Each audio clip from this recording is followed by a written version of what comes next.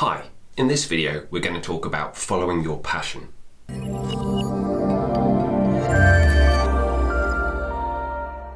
Now, at the tail end of 2020 and at the beginning of 2021, a clip of Scott Galloway, a professor at NYU, was doing the rounds on exactly this subject. Follow your passion. What utter bullshit. If someone tells you to follow your passion, it means they're already rich. And typically the guy on stage telling you to follow your passion made his billions in iron ore smelting. This is your job. Your job is to find something you're good at and then spend the thousands of hours and apply the grit and the perseverance and the sacrifice and the willingness to break through hard things to become great at it. Because once you're great at something, the economic accoutrements of being great at something, the prestige, the relevance, the camaraderie, the self-worth of being great will make you passionate about whatever it is. So, what do you want to do? Do you want to live to try and strive for this whole dream that you've got, your passion?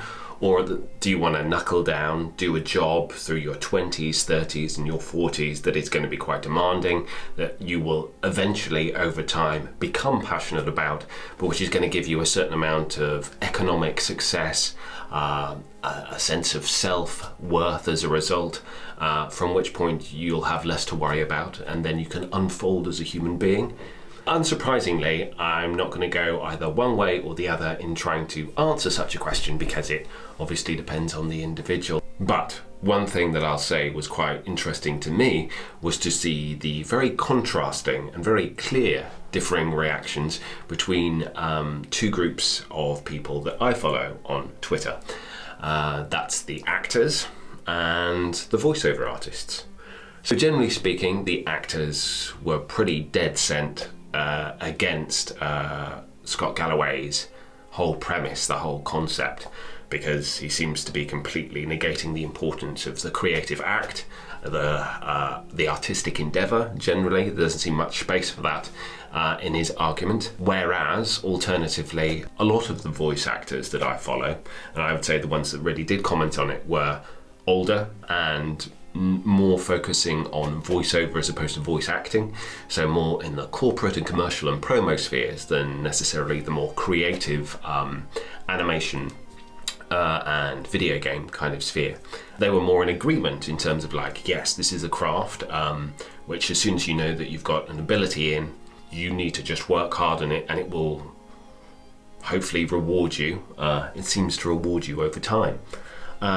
And that was interesting for me because it made me reflect on my own journey since graduating from the Central School of Speech and Drama as an actor in 2008. So that's coming up to lucky 13 years ago. In July of 2021 that'll be. And where I am now. And where I am now is as an actor still, just, and a theatre producer, as well as being a voiceover artist. Now, I'd definitely say that starting out, my passion was always stage acting. Ever since, and I'm sure all actors have the majority of actors have a similar story of going to see the Royal Shakespeare Company at the age of 12, 13, specifically the summer season in 1993 and 1994. That's what made me want to be a stage actor. That's when I first kind of got the bug, you would say. And from that point onwards, although mainly at university, because I was a very shy child, I started pursuing that. So operating as an actor at university, which is where I got the majority of my stage experience, then training for 3 years again at the Central School of Speech and Drama and graduating. And I would say that I was a very hard-working actor in terms of the business side of things as well as the craft side of things. So I continued to go to class in the UK, which there's quite a big cultural difference in the US as opposed to the UK about actors constantly being in class. I found a fantastic Meisner teacher who I wanted to learn from 2012 onwards, and that was particularly great, but I did other workshops. Did workshops with casting directors as well to network, and I was constantly sending emails trying to get my foot into the door. And I graduated with an agent, but then sometimes I moved to different agencies, and sometimes I decided to go unrepresented for a period of time. Probably my most productive times as an actor have been when I've been unrepresented, generally because I've followed my passion to do the work that I wanted to do. But it's always been a struggle getting opportunities. I've never been able to audition regularly for higher profile work, and in the space of, well, since 2008 up until now, I've only auditioned for, I think it is 3 or 4 TV or film projects which were actually paid, which is kind of mind-blowing, really. Lots of short films, but that's a whole other thing. Now, in my entire acting career at that point, there was not really much sense of a trajectory as such, except for in 2012, where I literally went from having a huge part in a fringe show, which paid me nothing, to a medium supporting part in kind of a top fringe show in London, and then to having a tiny supporting part at the Almeida Theatre, big theatre, in a production of King Lear with Jonathan Pryce. So that's the illusion of a trajectory, I suppose you could say. But even then, that kind of led on to probably my quietest year professionally ever. And that obviously took its toll in terms of my mental health, feelings of self-worth, generally speaking, and in my relationships as well. And so it got to around 2016, which is when I got into the voiceover side of things. And I'd always tried to get into the voiceover side of things since 2008 when I first graduated, because I represented Central at the Carlton Hobbs Awards, which is the BBC's competition for drama graduates to kind of join their drama rep company. Didn't win it. And then from that I got the odd video game from my acting agents. And I recorded demos but never got any voiceover representation. Quite famously, as I've posted elsewhere, I think I wrote to 25 or 30 London voiceover agents for 8 years continually and never got a bite. In fact, only got 3 acknowledgements in all those literally hundreds of emails that I sent. But then I did a course which brought me onto the whole working from home, setting up a home studio, self-marketing, and that was a really big change for me in terms of my whole voiceover journey, especially because the niche of work that kind of found me when I put myself out there was corporate work. And corporate work, unlike something like video games, which I am passionate about, corporate work is not something that I've ever dreamed of as being able to express myself with.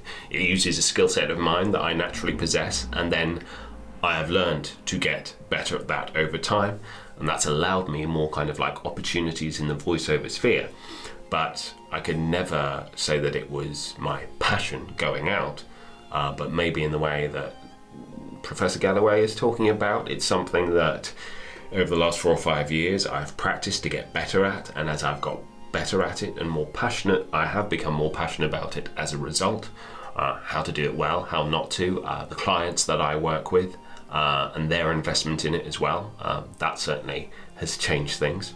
And I suppose it's at this point where I can really say that things have kind of come full circle, which is that my success in the corporate sphere of voiceover, and then by extension voiceover more generally, as I've had the confidence to broaden out into other areas, commercial work, promo work a bit, narration, audio drama, as well as the video games as well. It's been able to afford me a level of autonomy in what I was originally passionate about, which is stage acting. So whereas before I was dependent on representation to a certain degree, or networking, or continuing to knock on doors to maybe get, that one big audition a year, possibly. If I was lucky on a good year, I'd get one, and by big audition I would mean audition at a significant national theatre, say, for example, or the RSC. I've had, I'd say, half a dozen opportunities over since 2008, and that obviously places a great deal of pressure on you to succeed, when in actual fact the ratio is 1 in 10, 1 in 20, 1 in 30 if you're landing one.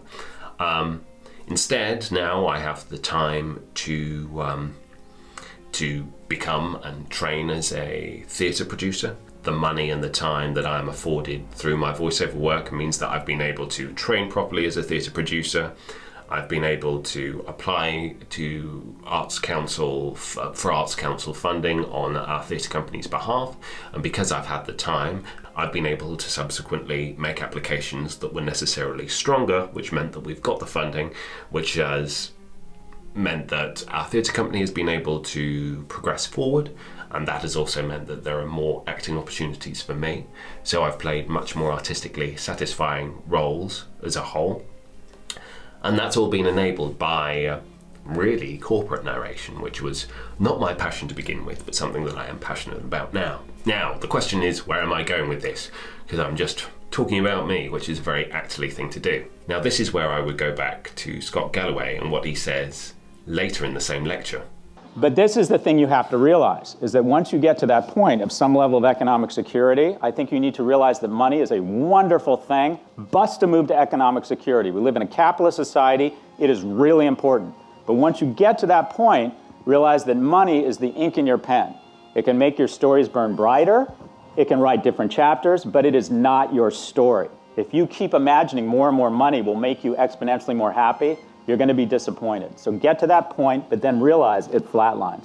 I'm not going to make this a video about endorsing capitalism, but I will certainly agree with the sentiment that having focused on one thing that I was just good at has enabled me to revisit my passion in a whole new way, and that's been very rewarding as a result. At the end of the day, I can say quite confidently that I want a level of balance in my life between financial and emotional security, as well as being able to pursue the stuff that I'm truly passionate about at the same time. And the whole process has just invited me to interrogate what my original dream really was, because the reality of that dream is something completely different. If the reality of my original dream of life as a stage actor was 1% being on stage, performing a role that you really loved with a company that you really loved in front of a live audience, and 99% of it was hitting your head against various kind of brick walls, both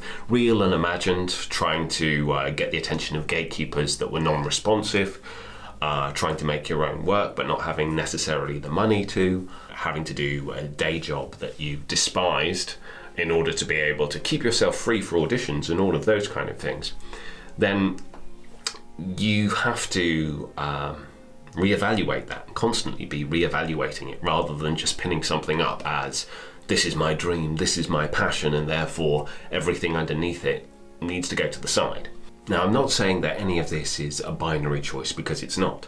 But all I do say is that if you do set something up as a dream, then you should find regular intervals where you continue to interrogate it, evaluate it, and see if it still is. I hope this rambling has made some kind of sense. It's quite different from a lot of the other videos, but I'd be really interested to know your thoughts in terms of obviously where you sit on the spectrum of, pursuing your passion, your dream, whether that's voiceover, acting, or something else, or whether or not you think of voiceover in more in terms of it's a job that I need to get done, it's a means to an end, or whatever it is else that you're doing. I'd be really interested to hear from you on the subject. Thanks very much for your patience with this video, and if you enjoyed it, by all means do like, subscribe, leave that comment, and I'll be with you next week with something probably a bit more upbeat and a bit more practically useful. Bye.